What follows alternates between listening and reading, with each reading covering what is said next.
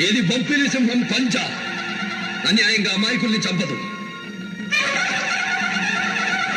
మర్యాదగా వెనక్కి వెళ్ళండి. సమస్యకు ఎదురెళ్లడం తప్పైతే వెతుక్కుంటూ వచ్చిన దాన్ని వదిలేయడం ఇంకా పెద్దది. బయలుదేరదాం.